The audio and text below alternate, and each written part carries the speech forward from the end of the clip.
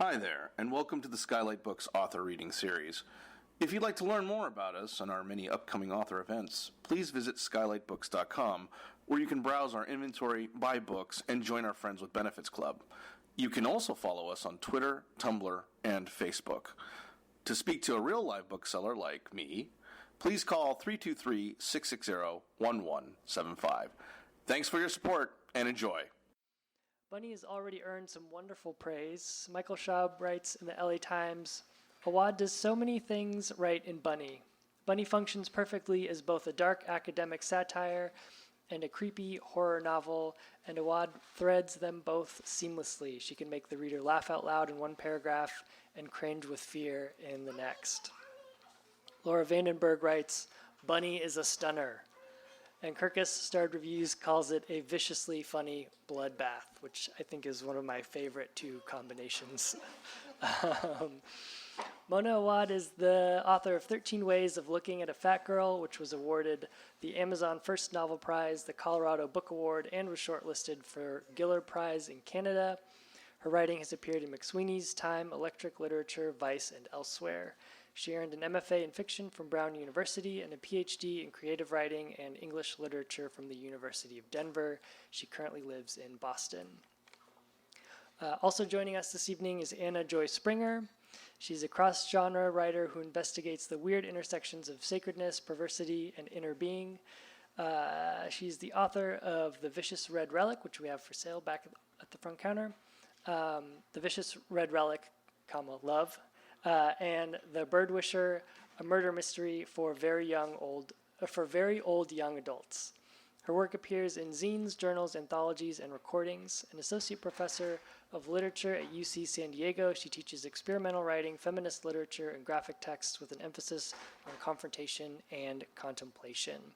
She's a sober Buddhist, middle-aged, white-presenting femme ex-punk from the Central Valley living in Los Angeles.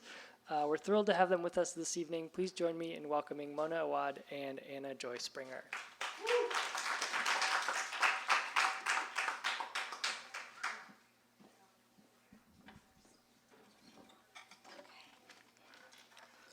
Oh, I'm not used to sitting down.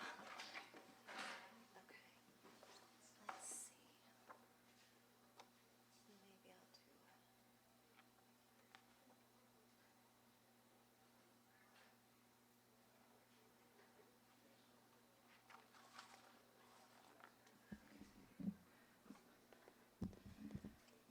I'll read from The Vicious Red Relic, Love. Oh no, what do I do with it? No, you cannot hold my gun. That's so sweet. Thank you. I'm going to put it on my book. Okay. This is an AIDS memoir, and the book functions, you won't know from the section that I'm reading, but the book functions as a time machine so that all of the people reading it can go back in time to help. This is a little aluminum foil elephant that I, the writer-narrator, am sending back to my first girlfriend who committed suicide she had AIDS pneumonia, and she committed suicide right about maybe 6 or 7 weeks before protease inhibitors came out. So I wrote the book as this way to to think about her death, and also to imagine that all of us reading it could send this creature back in time, because in literary time it's all happening at the same time. But this you won't be able to tell. I'm reading a forest. There are metaphorists throughout the book. The forest of myth and stink. In the forest of myth and stink, there's a long line for the toilet. The bathroom is a series of slits in the ground. The potty slit area is a site of unmediated expression. It will become a library of material natural history, one of several located in the forest of myth and stink. The line is long. One might hold one's bowel movements for hours, waiting for the go-ahead to scatobiographically amend the collection. All too often, the area may be sealed before an anxious visitor gets the chance to contribute. Long waits sometimes end in embarrassment. Therefore, hiring a wait laborer to hold one's place in line is popular practice among the well-off. It is not acceptable to ask the worker to bribe his way to the head of the line. Still, an economy of illicit gifting has become rampant. Those whose patience and luck have paid off get the opportunity to make history, pushing unassailable verity from their innermost selves. They excrete their uniquely crafted organic texts, rich in unmarred confession. Some teary young parents hold newborns over the slits and shake them until the infants release liquidy stools. Other guests don't stop at humble pee and poo. On the advice of their therapists, bulimics have begun vomiting into the openings triumphant. Other guests fling themselves wildly in order to release an even greater variety of natural secretions, while still others flick ripe navel bacteria, dandruff, or vinegary spores from between their toes into the steamy, precious collection. Tears of gratitude slide down cheeks, drip between thighs, and find final rest in the ground. There's the 10-minute warning whistle, after which the area is cleared of guests. Next, muscular young technicians run in with buckets of fresh earth to pour over the raw data. Finally, the stew is left to ripen or cook for an unspecified length of time. Only after the materials have been stewed, reviewed, edited, and cataloged will the site be open to the public for purposes of research and amusement. Maps to approved library sites are provided only after forest officials have tested them for contagions. Contaminated areas are sealed off, destroyed, and reforested. Forest officials worry that ill-intentioned characters might attempt to break into a site under editorial review in order to add or otherwise amend the raw data. Some may have even more terrorizing ends in mind. To lower the risk of such an invasion, cooking areas have been disguised as regular wilderness grounds, for instance, meadows or thickets, impossible to locate without the help of a beast's keen sense of smell. Luckily, animals are naturally repelled by the sites. In the forest of myth and stink, serene meadows cover former shitholes. Who would suspect a pair of young thrill-seekers, untoned and unattractively dressed, of conspiring to use only the miniature pencils and yogurt spoons permitted in the forest to dig blindly into the earth, searching for off-limits or contaminated data? Why would such girls waste their youthful hours employed in such thankless and illegal pursuits? What could they possibly expect to gain in unearthing off-limit excretions, embryos curled up like fiddleheads, alien cells, 2 kinds of cum blended together, and a handful of goldfish bones? Regardless of their intentions, how unlikely that they would discover the precise location of this unintelligible hodgepodge under the very site upon which they chose to picnic. How even more unlikely that they would find enough material unburned to attempt to translate even a few meaningful shreds. Forest officials consider this scenario low risk, given the unsavory nature of the task.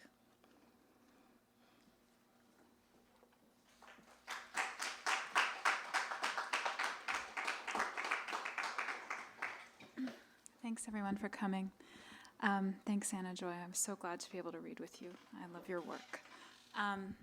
So I'm just going to read the first chapter of Bunny, and for those of you who don't know what it's about, I'll just give you like a little synopsis. So Bunny is about a clique of female graduate students who call each other Bunny, and they move and speak as one.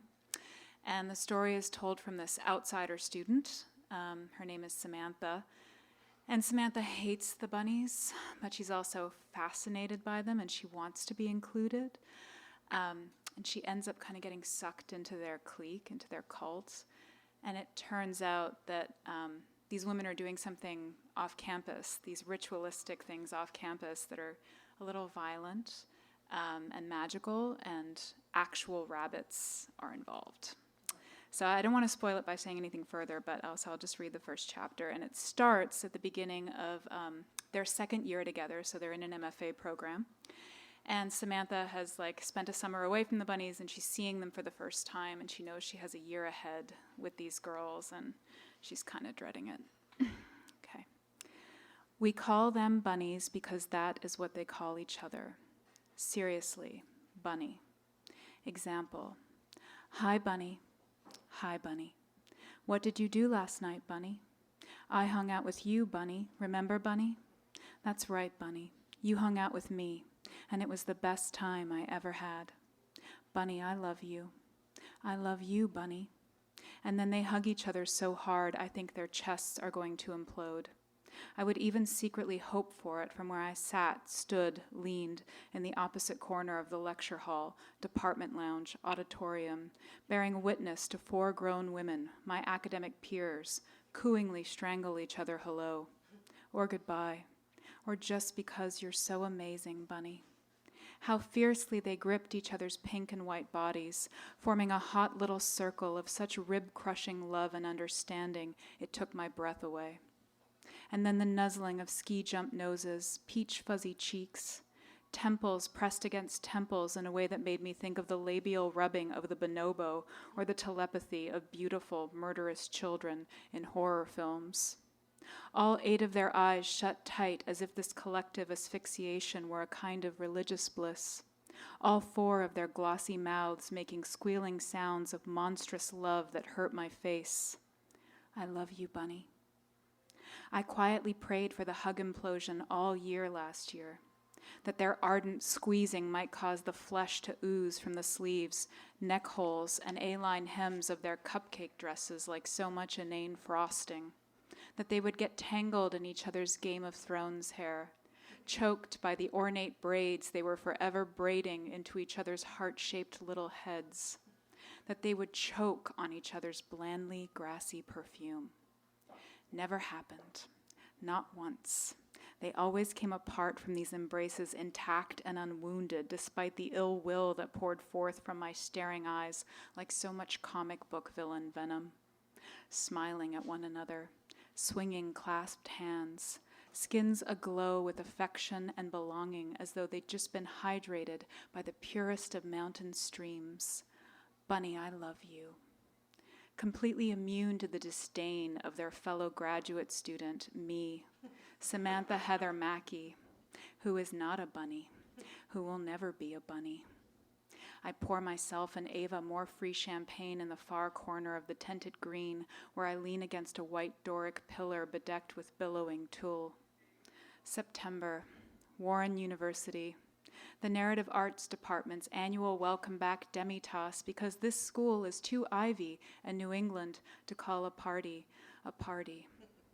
I stand here, I sway here, full of tepid sparkling and animal livers and whatever hard alcohol Ava keeps pouring from her drink-me flask into my plastic cup. What's in this again, I ask? Just drink it, she says. I observe from behind borrowed sunglasses as the women whom I must call my colleagues reunite after a summer spent apart in various trying locales, such as remote tropical islands, the south of France, the Hamptons. I watch their fervent little bodies lunge for each other in something like rapture, nails the color of natural poisons digging into each other's forearms with the force of what I keep telling myself is feigned, surely feigned affection. Shiny lips parting to call each other by their communal pet name. Jesus, are they for real? Ava whispers in my ear now. She has never seen them up close. Didn't believe me when I first told her about them last year. Said there is no way grown women act like that. You're making this up, Smacky. Over the summer, I started to think I had too. It is a relief in some ways to see them now, if only to confirm I am not insane. Yes, I say, too real. I watch her survey them through her fishnet veil, her David Bowie eyes filled with horror and boredom, her mouth an unimpressed red line. Can we go now, she asks me. I can't leave yet, I say, my eyes still on them. They've pulled apart from one another at last, their twee dresses not even rumpled, their shiny heads of hair not even disturbed, their skins glowing with health insurance as they all crouch down in unison to collectively coo at a professor's ever-jumping shih tzu. Why, she says, I told you, I have to make an appearance, I say. Ava looks at me slipping drunkenly down the pillar. I have said hello to no one. Not the poets, who are their own fresh, grunty hell. Not the new, incoming fiction writers who are laughing awkwardly by the shrimp tower. Not even Benjamin, the friendly administrator to whom I usually cling at these sorts of functions, helping him dollop quivering offal onto dried bits of toast. Not my workshop leader from last spring, Fosco, or any other members of the esteemed faculty.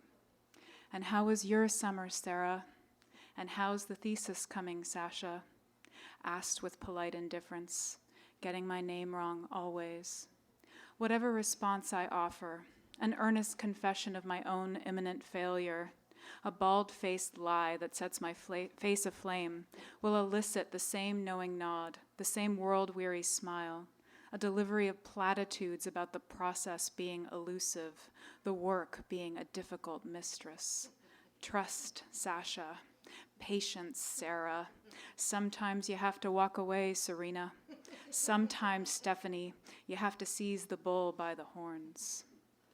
This evening, all I have done in terms of socializing is half smile at the one the Bunnies call Psycho Jonah, my social equivalent among the poets, who is standing alone by the punch, smiling beatifically in his own antidepressant-fueled fever dream.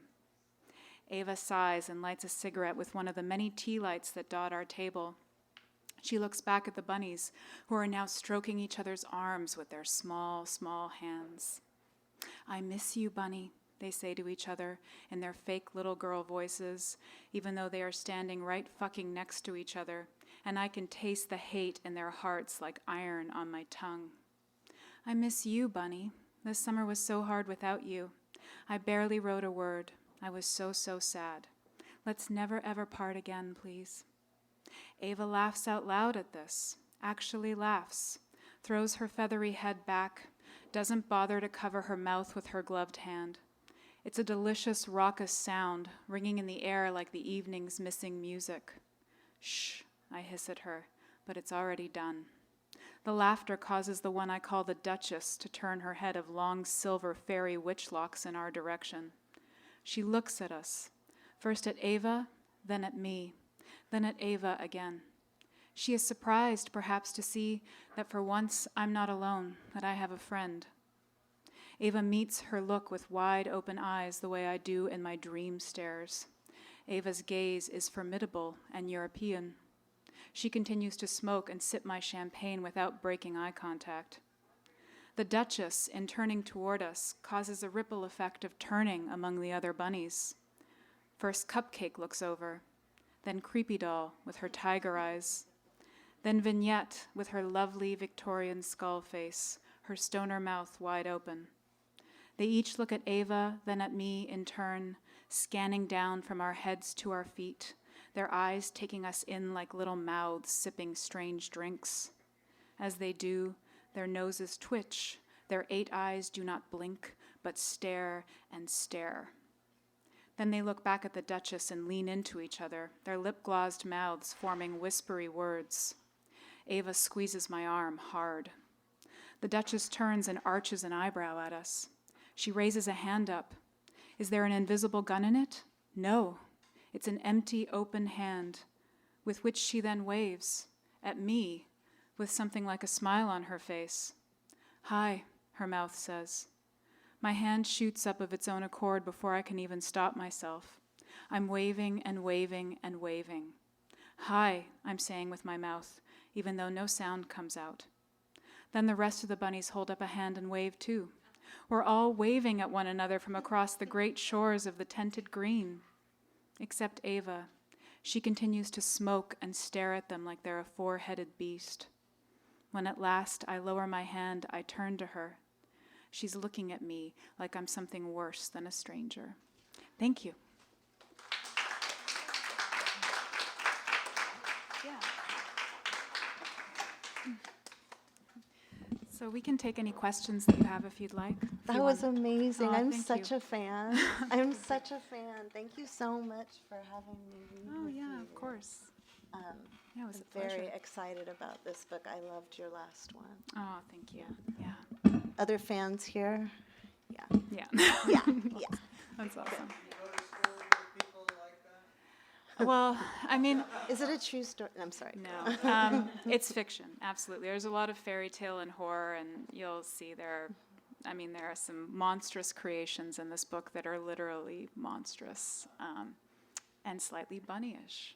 So hopefully, that's fun and not too scary, but it is also scary.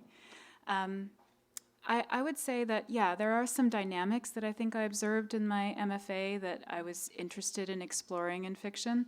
And the dynamics were it was interesting to me that we were all in our 20s and 30s. And I've gone to a few different graduate programs, actually, like 3.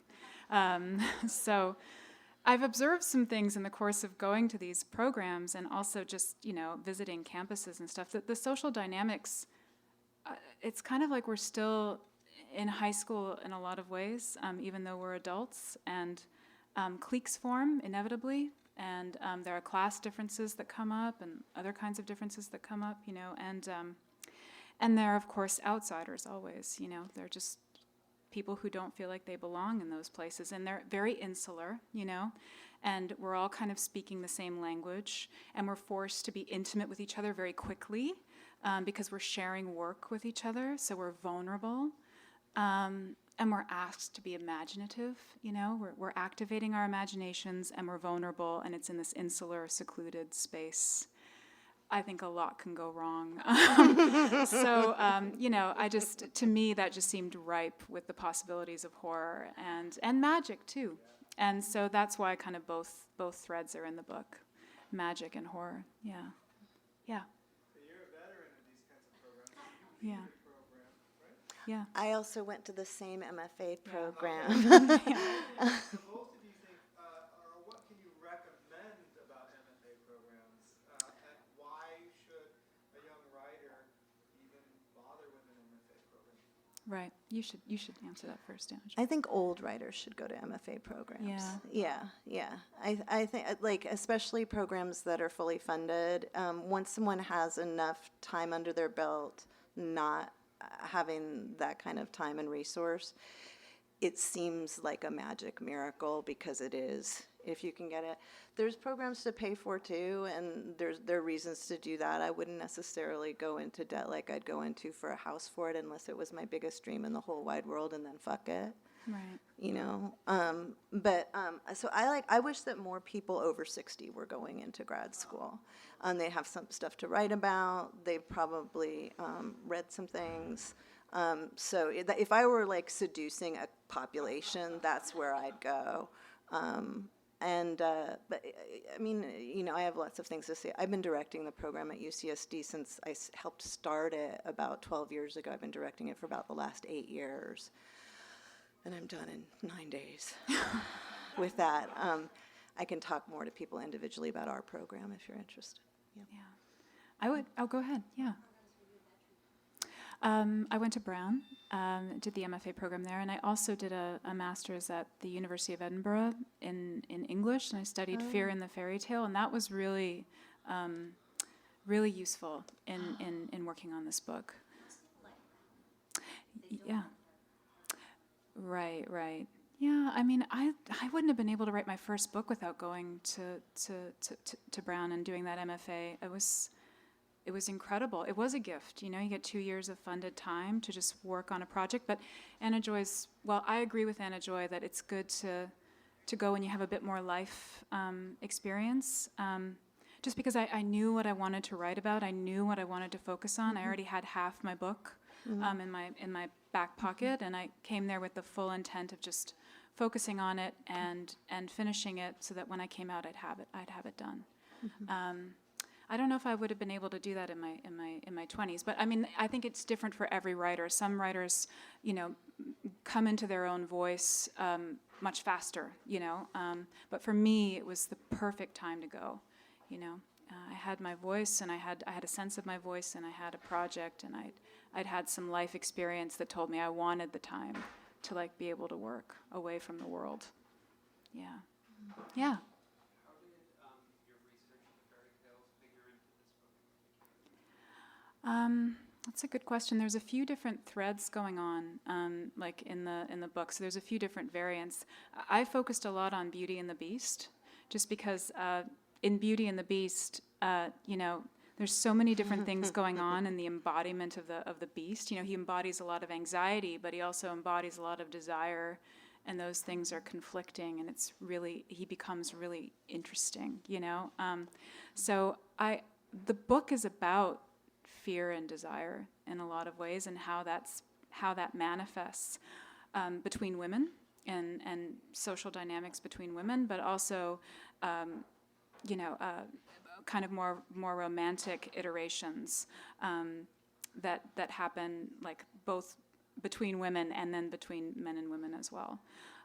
So fairy tale was really useful to me in kind of exploring those dynamics in a magical, in a magical way. The other thing that this book kind of plays with is the notion of the imagination as a place that, if you live in your head, you can kind of go in two different directions. You can go in the direction where you can make your wildest dreams come true as an artist, but you can also live out a nightmare. You're perfectly free to do that when you live in your head, right? And that can be the same moment. The same moment can be a nightmare for you, or it can be a dream come true.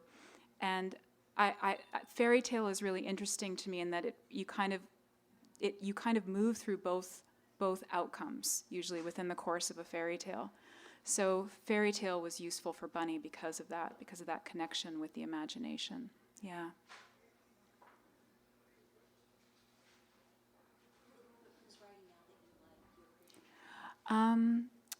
I really love David Mitchell. I read a lot of David Mitchell when I was working on this book. I love his first person, present tense kind of narrations. And because he's first person present tense, it's so immediate, and he can get away with a lot of stuff, it's very disorienting and scary, especially in Slade House. Has anybody read Slade House? Mm-hmm. I love that book so much. It's so terrifying, but it's also really wondrous because you're with the character as they're kind of moving through this really scary experience, and you're also you're coming to it with him. So yeah, it's a really, really great exercise in how much you can get away with when you're kind of in the moment with a character. He's kind of like the Daniel Day-Lewis of writers, I think, because he can do any voice and get away with it. So yeah, I really love him. And I love Jean Reese because she's really great at voice too, like those first person narrators. I like it when a narrator is really kind of intimate with me in a way that feels dangerous, like they could tell me anything, and they're on a weird path. You can feel it, like there's just something unstable about the voice from the start. I love narrators like that. And so Jean Reese does narrators like that, and so does David Mitchell, I think. So that's, yeah. And fairy tales, obviously. I'm always reading fairy tales. Yeah, what about you? What writers are you loving? Well, I was Suzette Meyer. Oh, right, yeah. Caribbean-Canadian writer. I just finished her book. It's Dr. Jean something in the Hairs of Crowley Howell. Have you heard of this book? Phenomenal voice as well, first person, and she's falling apart. It's just post tenure at a university setting, and things are literally falling apart. And it's it never gets into, but it mirrors sort of what's happening in the institution in general right now. But meanwhile, she's midlife, and this is kind of where she's going to peak. It's a sad, wonderful book, and also fantastical. Surreal, not fantastical. It's very realist, but with that surreal horror of everyday life. So I love her. Yeah, and I'm reading right now my favorite thing is Monsters, the graphic novel, and really digging that. Yeah, those are two. I have a question for you. Yeah. So I was thinking about your last book and what I've heard of this, and I'm thinking about the grossness of intimacy, and how intimacy is there's a lot on the it's now so wonderful to explore fearlessness and intimacy, which it is, right? It is. And yet now I'm seeing these amazing feminist takes on how much of a forced trap it can feel. It's it's almost like there's like the snotty, non-intimate fake thing, but then there's the thing of like constantly checking whether you're liked. Yeah. Constantly checking whether you're liked and needing to get petted all the time, and it's got this hysteria. It's a different kind of hysteria. Yeah. And I see that a little bit. I see the grossness of intimacy, or like the teeth of intimacy among women. Yeah. And it's not anti-feminist. No. It's not. But I see that in both of your books. Is it something you consider, or am I making shit up? No. I think that's part of the horror of this book, is like the notion that the way that women are affectionate with one another, or the way they perform affection, can seem very violent. And it seems violent to this character, but does it seem violent and scary to this character because she is outside and because she longs to be inside? You can't fully trust her take on the intimacy as horrific because she's outside of it. So a lot of the horror comes from her own place in the social dynamics of that group, you know. And she does see their intimacy as horrifying, you know, she really does. And it also is what draws her in. That same thing that horrifies her draws her towards them inevitably. And she gets pretty deep into the clique and really shifts. She becomes actually, this doesn't really spoil it, but there's one point where they share the same voice. All the bunnies share a voice together. Yeah. Yeah. Question for both of you about your process as writers. Do you prefer to kind of outline things heavily in advance, so you know exactly where you're going, or how much do you just kind of leave to when you're actually writing and in the moment figuring it out as you go along? Do you want to answer that first, or? Sure. It really depends on the project. But with the longer projects, I tend to do it a really, really dumb way that I would not recommend to anyone. And because I write, works across genre.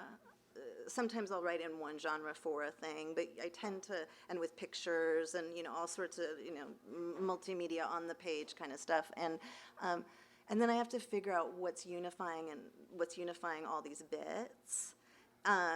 And I don't like to think about my work as a bunch of fragments. I like to think of it as a flock. And so what's the thing that's bringing these things together, and then what's narrative propulsion? If it's narrative, what's narrative propulsion? If it's not narrative, what's the propulsion?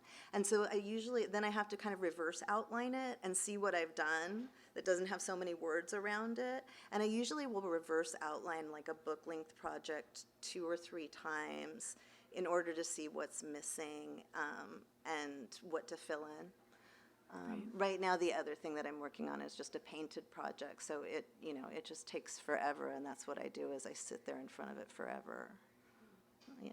Yeah, I think for me too, it's different with every project, but there is something that I tend to do. I start usually with a conflict. Like there's a scene that there's either a conflict or a moment of tension, and then I just try to follow that moment of tension, like moment to moment, as closely as possible. And that usually has an arc. All conflicts have an arc, you know? Mm-hmm. So I try to just pay attention to that. And then that usually moves me forward in terms of the plot. Mm-hmm. With Bunny, that happened for 13 Ways. For every story, it started with a moment of tension between 2 people. And then I would just kind of pay attention to where that would inevitably lead those 2 people.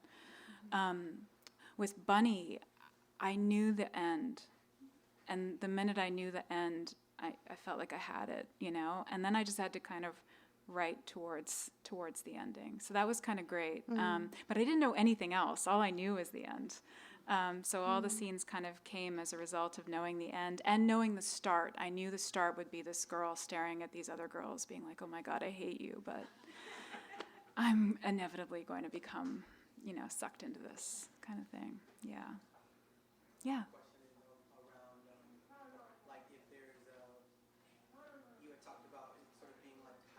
Mm-hmm. Sort of thing. Yeah. Do you feel like this is just is there like a morality or recommendation in there, or is this just something that you gotta is it like solace and for somebody who's going through it, or Yeah. can change or. I think you're, yeah, I think I like the idea of solace, you know, because this character is deeply lonely, you know, and it is about how imagination can be a place where you can find consolation, but it's also a place that you can't fully trust to give you consolation because it's your imagination. Anything can happen, and you can go down a really dark road. So that's where maybe that's where the kind of cautionary tale element of it is I would say. But yeah, it's a book about a lonely character, and it's a book about being an outsider and kind of taking away the romance of that, you know, and sort of, she sort of uses her outsiderness as a way of coping with the fact that she's not part of this group, but it's a way of coping, you know, it's actually a pretty painful, embarrassing thing to be an outsider. So, and it's coloring the way that she sees the whole world around her and these girls. So it's actually generating the horror. Her outsiderness is what's generating the horror in the book. Yeah. Yeah. What, could you give more words to the propulsion? What is the propulsion that you're examining? I studied first as a poet, and what I read tonight is more along the lines of some, narrative poetry in some way, or, concept essay in poetry form. So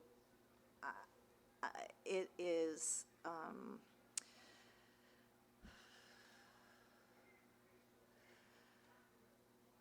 it's music-based. It's in the rhythm, and so it's almost like if I were composing an orchestral piece, and then everyone got to say like some words right at a peak moment. It's like I create like lulling moments, and then try to have there be like little jackpots. And that can be in one section, or that can be across a bunch of pages. But I notice if there's a lot of information in a few pages, then I need to have something really sexy or poignant or fast-paced or funny or something to break it up in order for that slowness rhythm to work. So I think of it in terms of breaking up the rhythm like I would with a musical composition. Yeah. Yeah, that's cool. Yeah. It seems like both of the pieces wander away from realism. Mm-hmm. And I'm wondering, when does that decision get made to venture away from what is, reality and into fabulism or surrealism or nightmare? And what does that wandering away from that line give you in terms of expressive power? Hmm. You go. Let me go first. Okay. Yeah, fairy tale Yeah. does that almost as an understood rule of fairy tale. Right. Well, there's a direct correlation between her level of vulnerability and the amount of horror that's actually happening in any given moment, or the amount of wonder, the amount of like magic that's happening in any given moment. It's her rawness, like how thin her skin is, that makes those moments of magic happen. So they're kind of barometers for her like emotional reality, her psychological reality. Yeah, I think that I wasn't consciously aware of that, but looking back, I think that's definitely the case. The magic came from that, from her just emotional reality for sure, which is like very, very violent, very turbulent in the course of the book, because she is outside and then inside, and then I won't go any further than that because I don't want to spoil it, but yeah. Yeah, I write memoir mostly, and it's not memoir that often might look like memoir, and that's one of the reasons why I use fabulism in memoir or genre-specific styles with memoir, and then I tweak them because, number one, my story is really sad. I have a really sad story up until, 10 years, 15 years ago. Super, super sad. And, and a lot of really interesting, cool, fabulous, amazing things too. But if I say it straight, first of all, it's boring. Right. I know my story, I don't care. I'm not making my story for me because I can just think it, right? And I, do my little journal and, so then I'm like, well, why am I giving you this reconstructed, engineered version of things that are like facts that happened to me, and also telling you that, because it'll change the way you read it, right? It's like I'm telling you that it's fact, and I'm telling you that it's fabulous. What do you do with that? And what it allows me to do is make my own story more interesting and also less pity porn. Mm-hmm. Yeah. So the thing with writing a sad personal story, and I think that this is probably true in fiction too, although I think for me it's way easier to fall into pity porn writing memoir about a sad life. It's like I'm constantly that parallelism using allegory or metaphor or something that is like the other thing but describes it in a more vivid way. Yeah. That actually allows me to tell the story that I really wanted to. That's the thing I wanted to share. Right. The thing that I didn't want to share is the thing that I share with my therapist. Right? Yeah. Yeah. That's really good. Mm-hmm. Thanks to everyone so much for coming. Yeah, it was so great. Yeah, thank you so much for your attention. Yeah. You are amazing.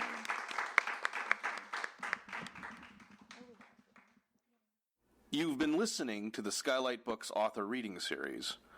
Don't forget, you can listen to this and all of our other great podcasts at skylightbooks.com. Thanks again for stopping by, and we hope to see you soon.